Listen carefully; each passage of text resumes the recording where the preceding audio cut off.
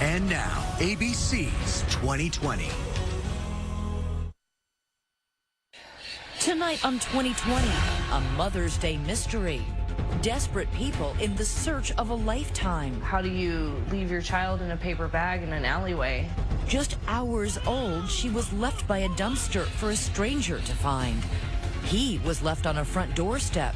As a baby, this is where I was abandoned. Why did you choose this house? She was left outside a grocery store, the Happy Market. She left me right next to the newspapers. Who is abandoning newborns in paper bags, all in 1 square mile? And what do they have in common? Have you ever seen anything like this? It just blew my mind. Tonight, the news story that exploded. Both abandoned at birth. Into a national mystery and took 30 years to solve. I definitely want to get my fingers into that case. Our dogged detective. Wow. Connecting the dots and the DNA to discover their secret bond. Oh, give me a hug. You guys weren't letting go. 2020 is there every step of the way as they search for answers, good news or bad. Who did this? Do you think you can handle it? I can handle it. It breaks my heart. And the final twist no one sees coming. The 3 babies have grown up and are finding each other and are gonna find you. Since the day I was born. Good evening, I'm Elizabeth Vargas. David is on assignment. As so many of you get ready for Mother's Day this weekend, here's a different way of looking at it, from foundlings. A foundling is an abandoned baby found and cared for by others. Well, tonight you're going to meet 3 of them. Their cases unconnected, or so we thought, until we spent nearly a year working with them. All the twists and turns, and an ending that's almost impossible to believe. Tonight, a Mother's Day mystery that began with a baby's cry. I think if it was Saturday morning, I ran around the corner to get some milk. A last-minute bike ride at dawn. 26-year-old mother of 2, Joanne Hauser, runs out to grab milk for that morning's breakfast. I went by same way I usually go, and I thought I heard something like a cat. She detours from her morning errands, noticing a paper bag next to a dumpster. She moves in for a closer look. So I went over and I looked into this bag, and there was a baby in the bag. A baby, astonishingly naked with the umbilical cord still attached, wrapped only in a towel. Someone had left her there. No note, no identification, nothing. I picked up the bag and I rode back lickety-split to my house, and I dialed 911.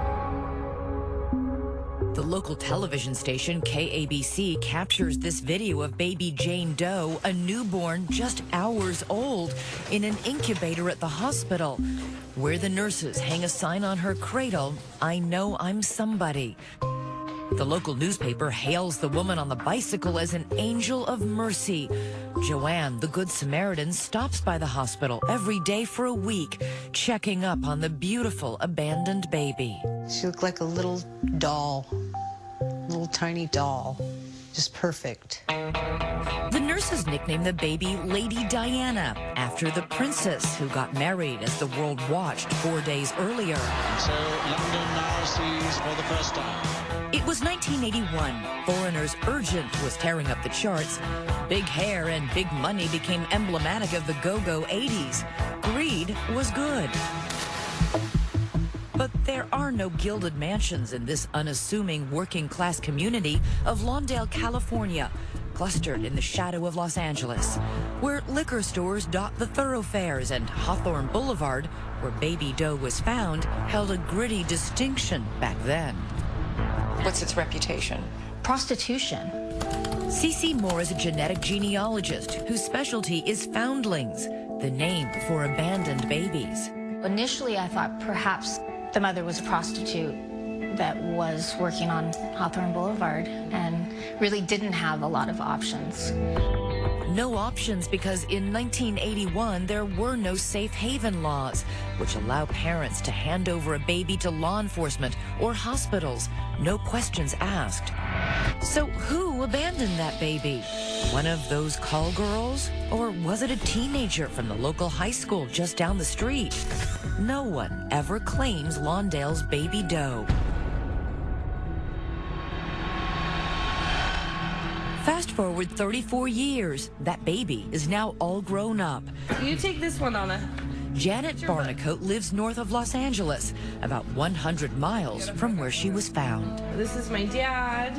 After a year in foster care, Janet got lucky. She was adopted. Tell me about your adoptive parents. They found out they couldn't have children, so they started to do the adoption process. Janet has an idyllic childhood, boisterous birthday parties, dance lessons, and even her own pony named Crocodile Dundee. Around the time Janet entered junior high school, she started to pepper her parents with questions about her past. Do I have siblings? Who are my parents? Why was I adopted? Why didn't they want me? The 𝐒𝐨𝐜𝐿 sat her down for a candid conversation. I just remember sitting at the kitchen table and they had pulled out the newspaper articles about the lady who found me riding her bike. And Janet always knew she was adopted, but when she found out she was abandoned, she was shaken to the core. I got really mad and angry, and I held on to that for quite a long time. And Mad and angry at my birth mother for, felt like she tossed me away. It was tearing me up inside, and I couldn't handle that anymore. And then you're gonna go G, rest. Janet is now mother to her 5 children. Once upon a time, and once having my own children, you figure out what that natural true love is, and I just couldn't understand how she didn't have that for me. Because Janet is a foundling, she has no identifying information, no medical records, no birth certificate. It's a total blank slate. As far as identity, there's no history, there's no roots. Desperate for any clues, Janet turned to that 34-year-old newspaper article and comes up with a name. That Good Samaritan who found her in the paper bag, Joanne Hauser. She was my last connection to my birth mother. She uploaded a picture of herself holding a sign looking for that woman on the bike. I'm so excited. Hi. Oh. And that led to this emotional, heartfelt reunion with her guardian angel in 2013, all captured on video by a friend. She told me that I wasn't crying, more of like a whimper. And I imagine you also must have thanked her that day. Oh, I did, yes. She could have just kept going, and I wouldn't be sitting here today. They became Facebook friends and agreed to stay in touch. But in terms of Janet's family tree, Joanne is a dead end, offering no clues about Janet's mysterious abandonment. The only other way that they can learn about their heritage and their birth families is DNA. She sends a saliva sample to Ancestry.com, and almost immediately, baby doe hits pay dirt, a notification she has a match. And I was like, what? Wait a minute. But not just any match, a match on her maternal side. It's a brother sharing the same mother. His name, Dean Hundorf. Elated, Janet looks him up on Facebook, and staring back at her is a mirror image of herself.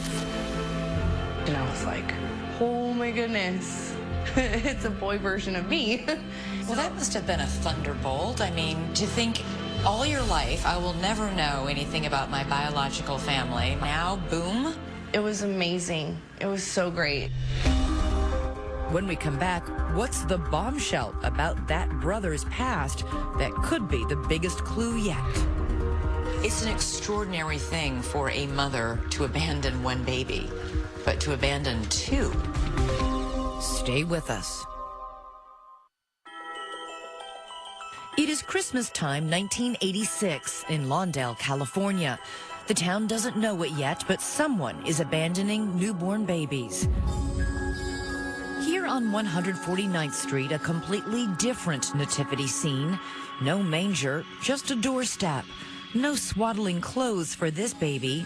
In fact, in this 47-degree weather, no clothes at all. Just a brown paper bag. And I brought the dog out.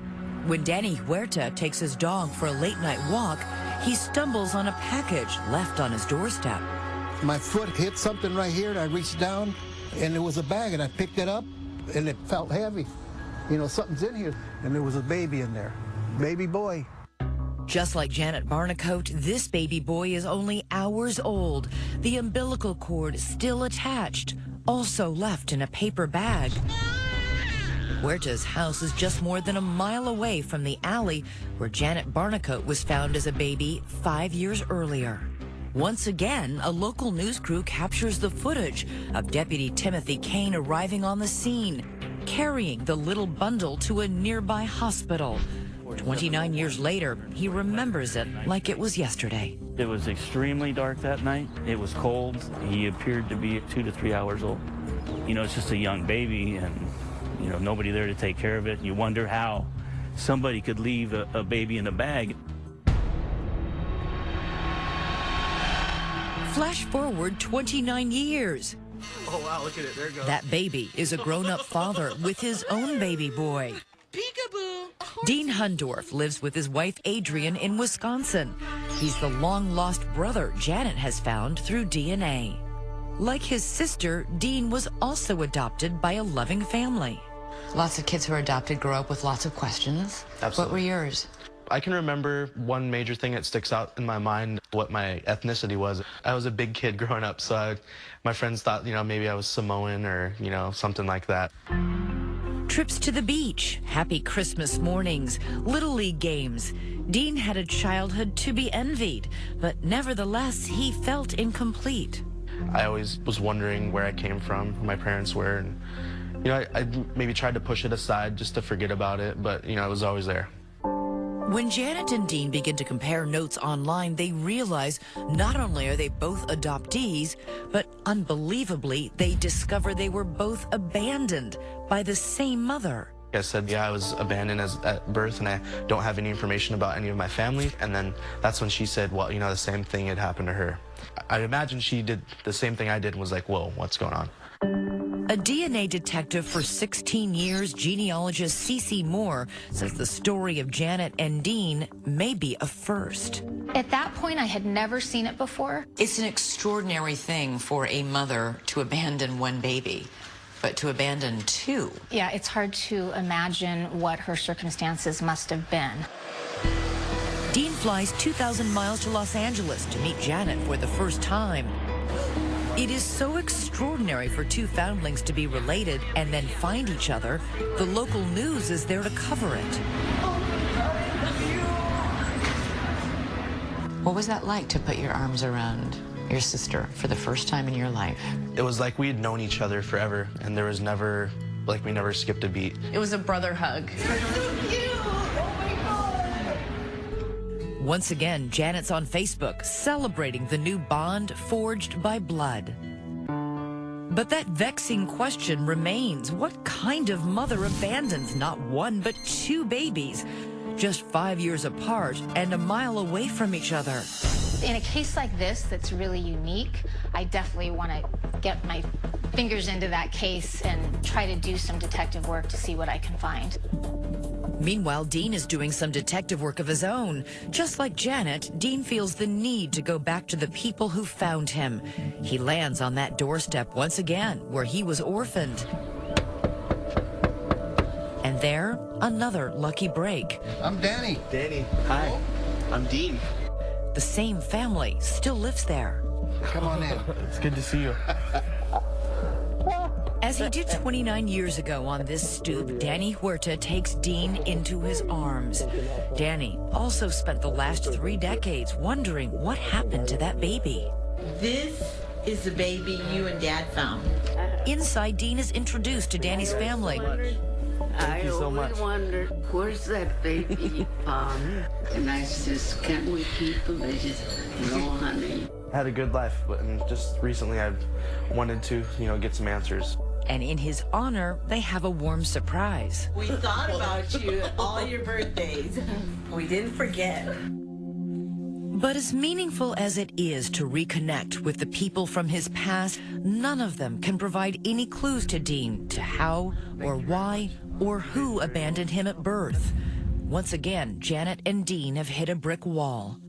The hunt for the biological mother became the priority. How did you help them make their first breakthrough? So when I work with people of unknown parentage, one of the most important things is that they utilize all the resources. 𝐶𝐶 knows finding their birth mother is a long shot. She believes the only way they might do it is to widen the DNA net. So in addition to Ancestry.com, she adds their DNA to databases 23andMe and Family Tree DNA. That widens our pool from about 1 million people to about 2.5 million. We call it fishing in 3 ponds. And sure enough, they get a bite. Wow. Only not the bite they were expecting. I saw that they had another really close match. It's yet another sibling, a sister neither of them knew they had. And I was like, holy cow, are you serious? Surely this sister has answers. She must know who their mother is. No one abandons 3 babies, or do they? When I saw that in the middle of the night, I just was knocked off my chair. I mean, literally. The wheels instantly started turning. What's going on here? Stay with us. 2020 continues with Since the Day I Was Born. DNA detective 𝐶𝐶 Moore has been up all night. She can't get out of her head the notion that someone has been abandoning babies. She's determined to help those 2 now grown-up half-siblings, Janet and Dean, find their mystery birth mother. And at 2 a.m., she strikes gold. A DNA match to yet a 3rd sibling. But all she's got to go on is the woman's date of birth. So I went into the California Birth Index, put her date of birth, and someone came up. Her name was Julie Christine Doe. That's what they use for a foundling. What went through your head? Oh, I could not believe it. We had 2 foundlings, now we have 3 foundlings. 2 is shocking enough. 3 is unprecedented. Although they had different fathers, all 3 shared the same mother. Who is she? Did she do this by herself? Why would she abandon them? 𝐶𝐶's research culling old newspapers reveals a familiar refrain. A baby, hours old, umbilical cord still attached, wrapped in a towel. So Julie was left at the Happy Market. It's a nice name. Yeah, if you had to be left somewhere. It was in the wee hours of a January morning in 1985. This time, a delivery man dropping off the morning newspapers discovers a baby wearing a blue jumpsuit. But the mystery remains. Who, during the 80s, would get pregnant 3 times, give birth 3 times, and then put the baby in a sack and drop it for someone to find? I've always known I was adopted. Julie Hutchison, like the others, would be adopted into a loving home. Birthday cakes, kittens, and petting zoos punctuated her childhood. Fast forward, she's now 31, working as an artist, living in Baltimore. How old were you when your parents got you? I was a newborn, just a couple days. They're amazing parents? I don't think I would have, come as far in life as I have, without parents like them to guide me, to push me. 2020 brings Julie 2,600 miles from Baltimore to Los Angeles to meet her biological brother and sister. This is a big thing. I hope she has our same laugh. I just want to know, how was their life growing up adopted? Oh, there she is. Okay. We're nervous. This is it. Okay, I might cry. Oh, give me a hug. It is an embrace that none of them ever dreamed they would share. The connection is immediate. Hey, you guys are so... Oh, we have the same laugh. Yes. 3 peas in a pod. They had the same sense of humor. They were cracking each other up. There is something about biological and genetic bonds that survives any sort of separation. With 2020 in tow, they hop in the car, retracing the locations where they were left. Would there be a pattern that could give them any clues? I'm thinking, why out of all places? I mean, I guess. For Dean, a random house on a residential street. I guess it seemed kind of busy, so maybe she thought, people would see me right away. And just a short 2-minute walk down this Lawndale block to where Julie was found. She must have cared a little bit because she left me where the delivery guy would find me. Finally, Janet sees the alley where she was left next to a dumpster. Kind of creepy. Yeah. It is. It's kind of eerie. As they travel, something does become crystal clear. With each of these locations only within a mile of each other, the mother most likely lives here. Could she be one of the neighbors? Is she peering out from behind the curtains in one of these houses? Lots of questions that we'll get the answers to.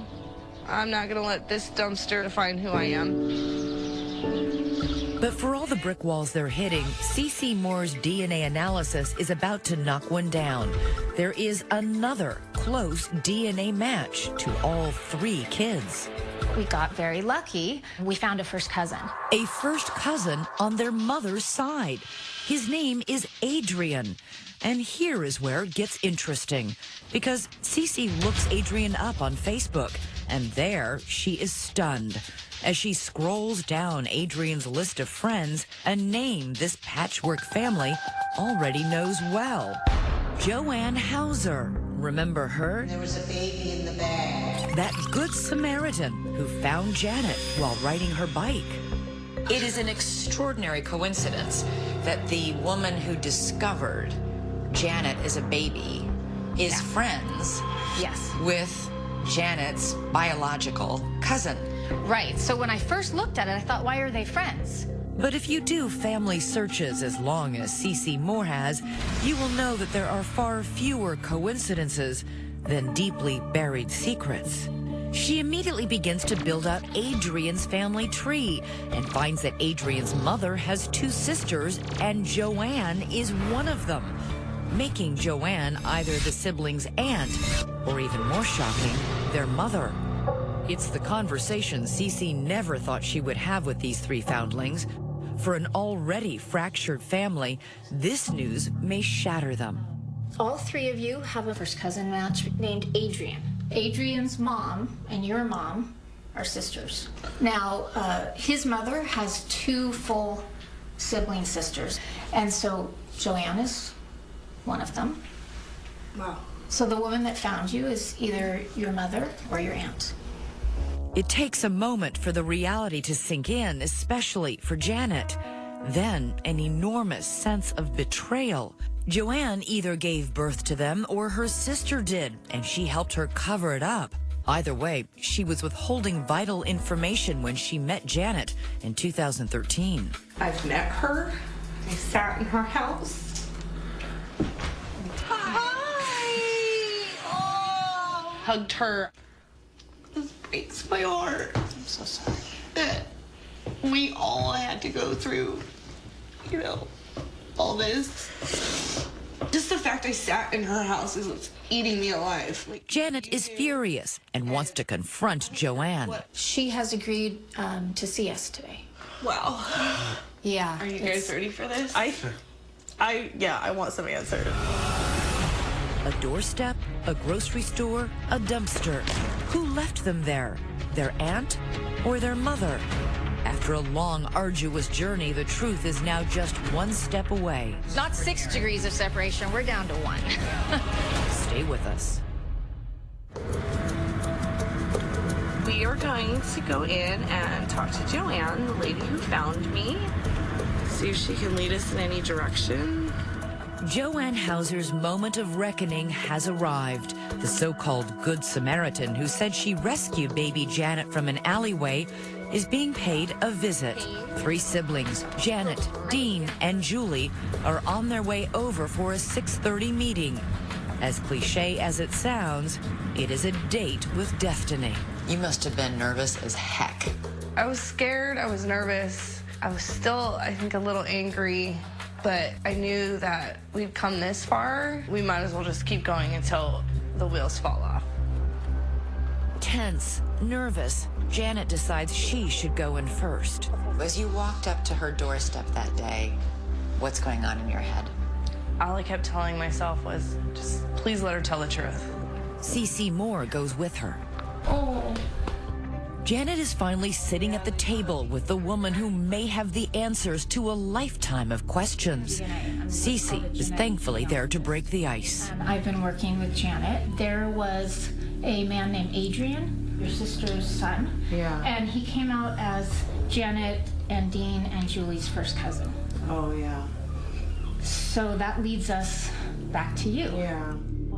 After more than 3 decades of harboring a dark secret, Joanne can hold it in no longer. Well, okay, I have something to say. Today I decided I better come clean. But I've been living with the guilt for so long. It's just a secret I've been carrying all these years, you know? And it's probably mind-boggling, but yeah, I did give birth to you. I know it. Yeah. I just want you to know I'm not mad at you. I'm so sorry. I'm so sorry. I'm not mad at This you. is a monumental thing. Finally, the truth. A 34-year-old mystery is solved. Joanne wasn't her guardian angel. Joanne is her birth mother. And I know this has impacted your life and the life of It the other has, two. but I forgive you. I really do. I forgive you. How can you forgive me, though? I mean, it's killing me because I abandoned you guys, you know? You know what? Foundlings, people that were abandoned, what I have found is they're the most forgiving, loving people I've ever known. I'm not exaggerating. I suppose you would have to be, huh? But we want you to know we're not mad at you. We love you.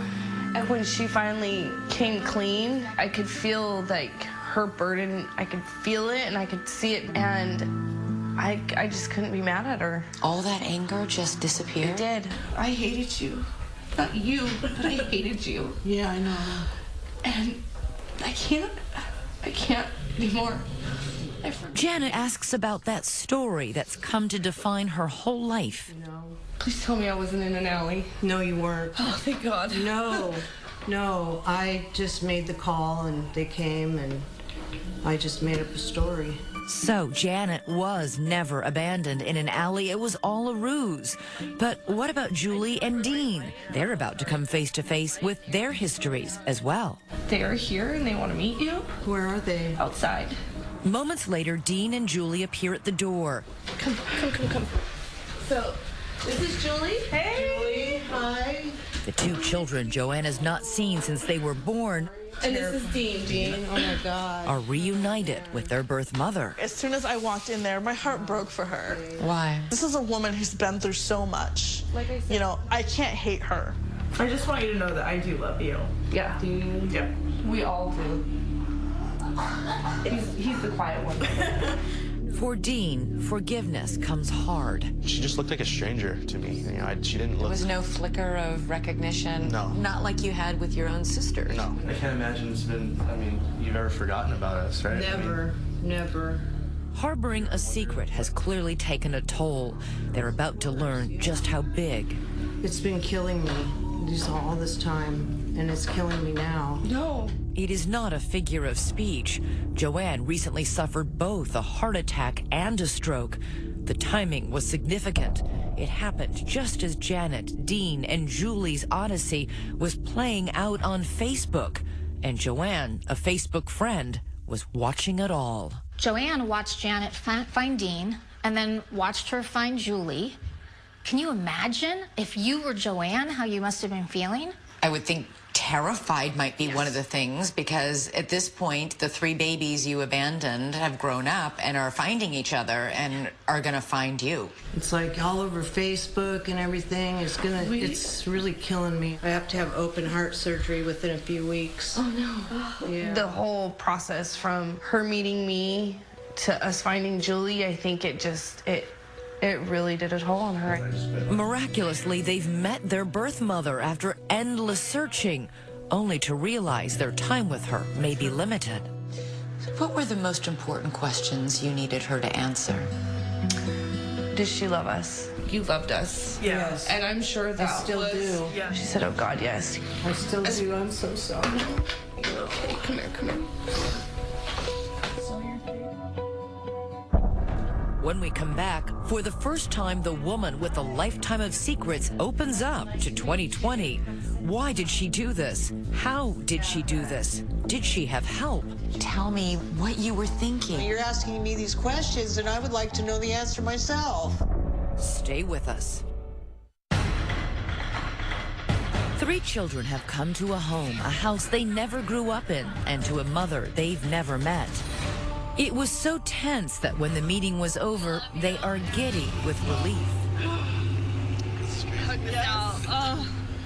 But for Joanne Hauser, there is no relief, just shame, weighed down by the secret she alone knew about and never spoke about until now. There are people who hear this and can sort of wrap their heads around. Well, yeah, and that's why I didn't... Doing it once. Yeah. But 3 times? Right. I didn't want to do this because I would be here with you and I would be on TV and everybody's going to know. Joanne came of age in the 60s. She dropped out of college and embraced the LA party scene. We were partying all the time, smoking pot and drinking. At 22, Joanne marries and has 2 boys, but the marriage quickly crumbles. Joanne divorces and falls back into her partying ways. And it was at one of those parties, fueled by drugs and alcohol, that Janet is conceived. Joanne, broke, single, unemployed, keeps the pregnancy a secret. How did you hide it, Joanne? I mean, how did Well, I'm big. I mean, look at me. You know? Nobody ever said, hey, you're looking a little... They're looking a little heavy there. No, no. Joanne would not tell a soul. 9 months later, in the early hours of an August morning, she goes into labor, alone in her house, with her 2 older boys sleeping in the next room. So what happened when you went into labor? Were you afraid? I was terrified. I remember it was around 4 o'clock in the morning, and I did it by myself. You know, I laid there and went through the labor and then went into the bathroom in the tub and drew the warm water and laid in the warm water, and that helped. The reality Joanne never wanted to face is now staring back at her in the form of a new baby girl, 4 pounds, 1 ounce. I'm like, what am I going to do? What am I going to do? Feeling ill-equipped to care for any more children, a desperate Joanne hatches that outlandish scheme, pretending she's found a baby by a dumpster, playing Good Samaritan to the police. I remember this young guy would call me and call me a hero. Not a hero. If they only knew the real story. Yeah, I'm not a hero. You went to visit Janet every day for that Yes. first week of her life in the hospital. Why did you do that? Because I wanted to see her. I was totally amazed. Yeah, she was perfect. Just tiny little thing. Just almost didn't want to give her up, you know? I felt if someone else had her, they could give her a better life than I could. 4 years later, still single, she finds herself pregnant yet again. Why weren't you using birth control? Stupid, crazy, not thinking. Julie, like Janet, would be born at home. The mother, with no medication, no help, cuts the umbilical cord herself. Julie was born on one of your son's birthdays. Yeah, January 19th, yeah, my oldest son. After you left her at the Happy Mart. Yeah. You came back and threw a birthday party. Yeah, I did. Yeah. How did you do that? That was tough because I was not feeling too great after I had her. Photos from that day capture a pale Joanne, smiling through the pain of just giving birth and then abandoning her second child. What was going through your mind as you're celebrating the birthday of one child, having just given birth to another child and left it behind a store? You know, I felt like I was the biggest hypocrite in the world, you know. And shockingly, it wouldn't be the last time. The very next year, Joanne is pregnant again with Dean. For the third time, she endures labor alone, delivers a son alone, and cleans up alone. I remember driving around with him in the car. It's like, what can I do? What am I going to do? So I knew the first time he cried, they would probably open their door and find him right there, you know? An inconceivable act to do once, let alone 3 times. How much did you think about these 3 children? All the time, every day. And then one day in 2013, you find out Janet is looking for you. Yeah. Were you excited? Yeah, I was. You thought, I'm going to see my daughter. I was thrilled. It was just like, oh my God, there she is. And she's a grown woman. Looking back, a closer examination of that reunion gives it a whole different meaning. Over and over, Joanne pulls Janet back to look at her face. When I look at it, I see someone who's very proud of Janet. It looks like more of a motherly proudness. Yet again, Joanne keeps her secret and passes up the opportunity to tell Janet the truth. Joanne, what is it like to live with that kind of guilt? Terrible. That kind of shame? I'm blown away at their kindness. Their forgiveness. Their forgiveness, right. Have you forgiven yourself yet? I don't think I have. You know, everybody's encouraging me to, you know, forgive yourself, forgive yourself. Well, how do you do that? What, is there a formula for that? Is there? No? See? You just have to find your way there somehow, because living in this doesn't work. It makes you sick. And now I'm facing, you know, major heart surgery in a week. A mother filled with remorse, trying to reconcile with the very children she abandoned, now facing that dreaded operation. For the 3 siblings, could this be the last goodbye from their newfound birth mother? And still to come, a call few men ever want to get. You may be my father. Stay with us. It is 5 o'clock in the morning, and I'm here at the hospital because my biological mom is having heart surgery. Did you get any sleep last night? A little bit. It is time to mend a mother's broken heart. Janet wonders if this hug is her last. I love you. I love you too. Just before she goes into surgery, Joanne has one last gift for her children.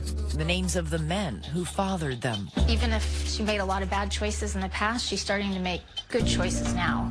There's never a phone call that someone is expecting to get. Normally, I call him. 𝐶𝐶 coaches Janet through a phone call to the father, Kent. Okay.